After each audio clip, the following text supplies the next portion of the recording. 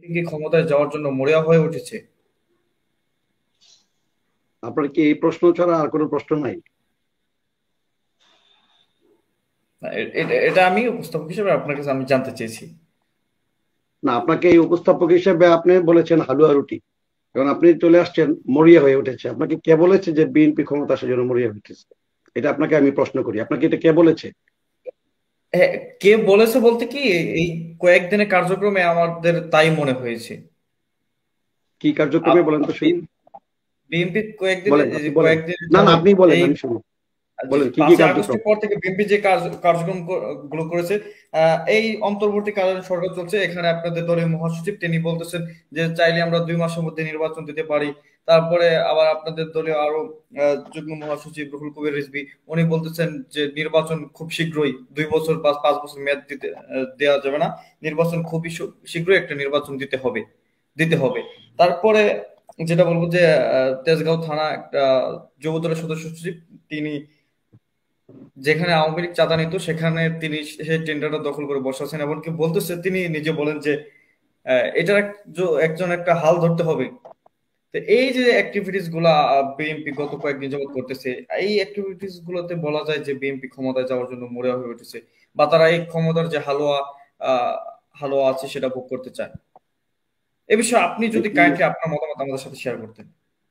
হ্যাঁ, না, আপনার প্রশ্নের উত্তরে তো আমি আপনাকেই বললাম যে আপনি বলেন যে আপনি যে কথাগুলো বললেন তাতে কি মনে হয় যে বিএনপি মরিয়া হয়ে উঠেছে? আপনার উত্তর থেকে কি বোঝা যায় যে বিএনপি মরিয়া হয়ে উঠেছে? আমারটা তো আপনার আমি উত্তরও কিন্তু আপনার বোঝা যায় না। আপনার উত্তরও আমারটা বোঝা কিন্তু যায় আমি না, আমি আপনার ওই আপনার বললাম, উত্তর থেকেও। আপনারটা আপনি না আমার শোনেন, সাথে শেয়ার করেন। শুনেন মোল্লা সাহেব, আপনার উত্তর থেকেও বোঝা যায় না যে বিএনপি মরিয়া। কি বিএনপি করতে দিবে? ডক্টর ইউনূস সাহেব কি করতে দিবে? প্রধান উপদেষ্টা তিনিও দিবেন না। তিনিও সজাগ আছেন, কনসার্ন আছেন। যে আপনারা এত মাথা মাথা অস্থির হয়ে যাওয়ার কিছু নাই মোল্লা সাহেব, যে বিএনপি ক্ষমতা আসার জন্য। বিএনপি ক্ষমতা ছিল অনেকবার। আপনি কি মনে করেন বিএনপি কে? বিএনপি না, অনেকবার ক্ষমতা ছিল এবং জনগণের ভোটেই। আপনি এবং আপনি বিএনপি, আপনি শুনেন শুনেন, উত্তেজিত হবেন না, আমি না না আসলে শুনেন, নির্বাচন না না শুনেন, চাওয়াটা দোষের কিছু না না। না, বিএনপি নির্বাচন জনগণের চাওয়াটা ভোটে। দোষের কিছু না, আমি বলছি যে না না, এতদিন চাওয়া তো না। বিএনপি ক্ষমতার না না, ভাগিয়ে ছিল, এতদিন না। এতদিন ধৈর্য কে ধরতে বলেছে, কে বলেছে এতদিন পেরেছে। কই ছিল বিএনপি? না না, এতদিন বিএনপি কোথায় ছিল? কোথায় ছিল বিএনপি? বিএনপি কি জাতীয় পার্টির মতো আওয়ামী লীগের আস্তানা ইয়াতে ছিল, আচলে ছিল? বিএনপি এতদিন রাজপথেই ছিল। বিএনপি লড়াই করেছে। বিএনপির শত শত নেতা মারা গেছে, আওয়ামী লীগের হাতে খুন হয়েছে, গুম হয়েছে, অবশ্যই, অবশ্যই। নির্যাতিত হয়েছে। আমরা জেল খেটেছি বারে বারে। আমরা জি, বছরের পর অ্যাডভোকেট বছর জেল খেটেছি। বুঝছেন, এগুলো আমাদের অস্বীকার করার সমস্ত কিছু নাই, শরীরে রক্তে এগুলো আমি শিরায় অস্বীকার অপশিরায় করছি না, আমাদের অবশ্যই অবশ্যই। আন্দোলন সংগ্রামের দাগ আছে। আমাদের সমস্ত শরীরে ক্ষত বিক্ষত আছে আওয়ামী লীগের এবং পুলিশের পেটুয়া বাহিনীর আঘাত। আমরা নিপীড়িত, নির্যাতিত। কাজে আমাদেরকে এইভাবে বলবেন না যে বিএনপি মরিয়া হয়ে উঠেছে। বিএনপি ক্ষমতা আসছে জনগণের ভোটে। যতবারই এদেশে সুষ্ঠুবাদ নির্বাচন হয়েছে, বিএনপি জনগণের ভোটে ক্ষমতা এসেছে। এবং ক্ষমতায় এসে বিএনপি ক্ষমতা ভোগ করে নাই, বিএনপি শাসক সেবক হিসেবে কাজ করেছে। আর আগামী দিনের যে রাষ্ট্রনায়ক, যাকে এই দেশের বাংলাদেশের মানুষ অপেক্ষা করছে, যার জন্য আচ্ছা, আমাদের তারুণের অলঙ্কার অ্যাডভোকেট তারেক রফিক রহমান। শিকদার, আপনি যেহেতু তারেক বলছেন রহমান তারা যখন সেবক বাংলাদেশে হিসেবে কাজ আসবে, করেছে, নির্বাচন তাহলে যে হবে। বিএনপির সময়, শুনেন শুনেন, মেজর শিকদার, অ্যাডভোকেট রফিক শিকদার সাহেব, আপনি যে বলছেন বিএনপি জনগণের সেবক হয়ে কাজ করেছে, তাহলে যে আমরা দেখতে পেরেছি যে বিএনপির সময় বাংলাদেশ দুর্নীতি 5বার চ্যাম্পিয়ন হয়েছে, এ বিষয়ে আপনি কি বলবেন?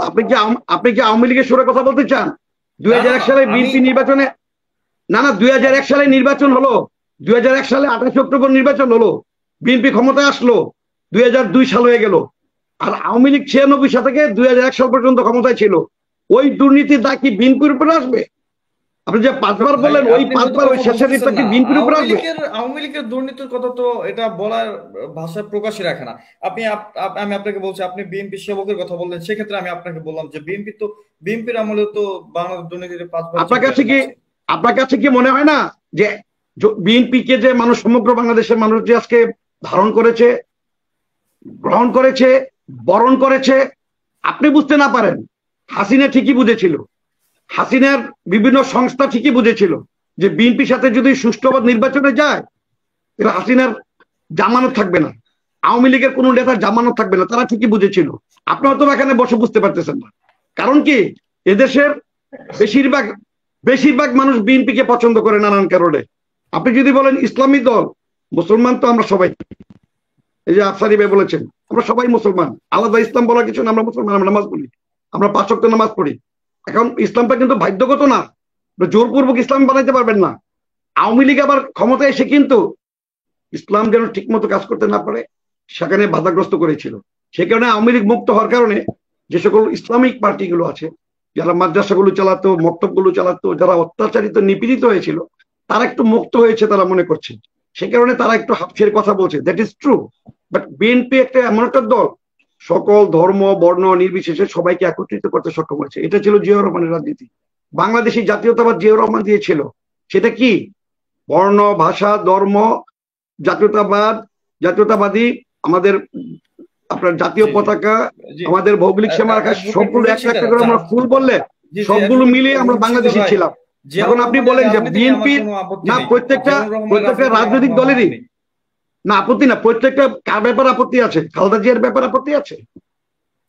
যারাই দুর্নীতি করেছে তাদের প্রতি আমার আপত্তি আছে। আমি এখানে কোনো ব্যক্তির নাম আমি বলতেছি না। যারাই দুর্নীতি এলিগেলের সাথে জড়িত তাদের রাজনীতির প্রতি আমার আপত্তি আছে। আচ্ছা, আপনার আপত্তি থাকলে আপনি বলতে থাকেন, আমি আর কথা বলতে চাই না। আপনি বলেন কি কি আপত্তি আছে। না না না, আমি আপনাকে ওটা বলে না, বললাম আমি জিয়াউর রহমানের রাজনীতির প্রতি আমার কোনো আপত্তি নেই।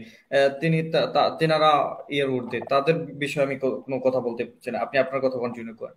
আপনি হয়তো আমার কথা বুঝেন নাই, আপনি কন্টিনিউ করেন প্লিজ। বিএনপি একটি বড় রাজনৈতিক দল, দীর্ঘদিন যাবৎ বিএনপি আন্দোলন সংগ্রাম করছে ভোটের অধিকারের জন্য, ভাতের অধিকারের জন্য, গণতন্ত্রের জন্য, মানবতার জন্য, মানবাধিকারের জন্য। এখন আজকে যারা আসছে তাদেরকে এই সরকারকে আমরা সহযোগিতা করতেছি এবং আমরা এই সরকারকে সহযোগিতা করব, তারা যেন সুষ্ঠু অবাধ নির্বাচন দিতে পারে এবং যে সকল বড় বড় কাজগুলো সংস্কারের দায়িত্ব নিয়েছে সেগুলো যেন করতে পারে।